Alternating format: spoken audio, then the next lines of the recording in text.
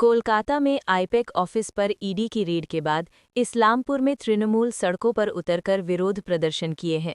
इस्लामपुर शहर टाउन तृणमूल कांग्रेस का विरोध जुलूस शहर के अलग अलग इलाकों से होते हुए Islampur bus terminus party office पर आकर समाप्त हुआ, जहां एक रोड मीटिंग हुई। मीटिंग से उन्होंने बीजेपी की अगुवाई वाली केंद्र सरकार की कड़ी आलोचना की।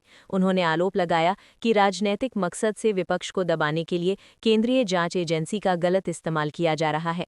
तृणमूल लीडरशिप ने कहा कि भविष्य में ऐसी घटनाओं के विरोध में प्रदर्शनों के जरिए आंदोलन को और मजबूत किया जाएगा। প্রতিবাদ আমরা করতে থাকবো, আমাদের আন্দোলন চলবে। এইভাবে অন্যায় করলে আমাদের আন্দোলন চলতে থাকবে। আপনারা অবগত আছেন, এই শুভেন্দু অধিকারী যিনি এসআইআর চালু হওয়ার আগে বলছে 1 কোটি ওয়েস্ট বেঙ্গলে পশ্চিমবঙ্গে রোহিঙ্গা রয়েছে, রোহিঙ্গাদের বাদ দিতে হবে। তাতে কি দেখা গেল, গোটা ভারতবর্ষের মধ্যে রোহিঙ্গার সংখ্যা 45 লক্ষ, তার মধ্যে উনি 1 কোটি হিসাব দিচ্ছে। এই রোহিঙ্গা যখন পেল না, দেখলো যারা মৃত এবং যারা শিফটিং হয়েছে 58 লক্ষ বাদ গিয়েছে, তারা করতে পারলো না, 1.5 কোটি লোককে বাদ দেওয়ার চেষ্টা করছে। এর জন্য আরো বাদ দেওয়ার জন্য তার উৎকণ্ঠা হয়ে আছে। কিন্তু যখন যারা বাদ দিতে পারলো না, যারা বৈধ ভোটার, তাদের যখন বাদ দেওয়া যাচ্ছে না, তারপরে দেখলো এখন তৃণমূলের নিয়ন্ত্রণ দিয়ে ঢাকা আইপ্যাকের কোনো ক্যান্ডিডেট রয়েছে। আমাদের পার্সোনাল কিছু ডকুমেন্ট থাকতেই পারে, আমরা অন্যায়ভাবে তো রাখিনি। সেখানে ইডি একটা হানা দিয়েছে।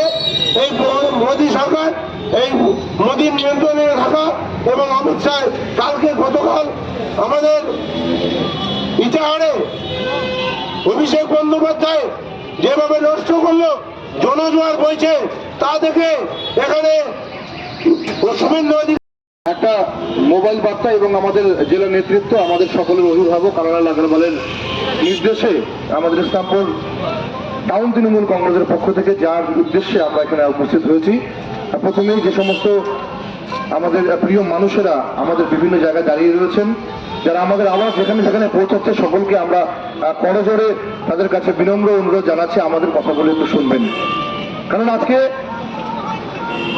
একটা সংস্থা আইপ্যাক, একটা সংস্থা, যে সংস্থার আমাদের রাজ্যের আমাদের তৃণমূল কংগ্রেসের যা আমাদের সহযোগী হিসেবে কাজ করছে মানুষের মধ্যে দিয়ে সবকিছু আমাদের বার্তা পৌঁছে দেওয়ার জন্য, সেই সংস্থার অফিসে ইডি বলে একটি সংস্থা, যেটা সেন্ট্রাল গভর্নমেন্টের নিয়ন্ত্রণে থাকে, স্বরাষ্ট্র মন্ত্রকের নিয়ন্ত্রণে থাকে, তারা সেই অফিসে হানা দিচ্ছে। উদ্দেশ্য কি?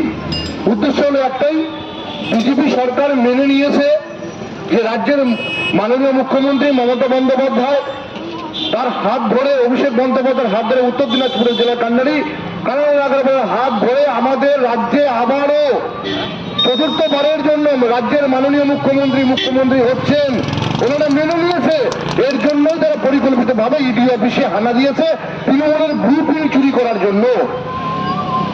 একটা কথা বলবো, যে তৃণমূল কংগ্রেস মাটি থেকে উঠেছে, তৃণমূল থেকে উঠেছে, মানুষের মনে রয়েছে।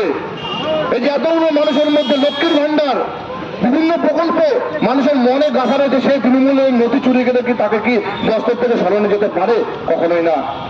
ইডি সিবিআই দিয়ে তৃণমূল কংগ্রেসকে রোখা যায়নি, যাবে না। রাজ্যের মাননীয় মুখ্যমন্ত্রী মমতা বন্দ্যোপাধ্যায়ের নেতৃত্বে আবারও আমাদের পশ্চিমবঙ্গে আমাদের এই তৃণমূলের ঘাস ফুলের সিম্বল যেভাবে উঠছে সেভাবেই উঠবে। ইসলামপুর শহর তৃণমূল কংগ্রেসের পক্ষ থেকে আমাদের সকলের প্রিয় নেতৃত্ব কানাডাল আগরওয়ালকে তত্ত্বাবধানে আমাদের ইসলামপুর টাউন তৃণমূল কংগ্রেসের সভাপতি আমাদের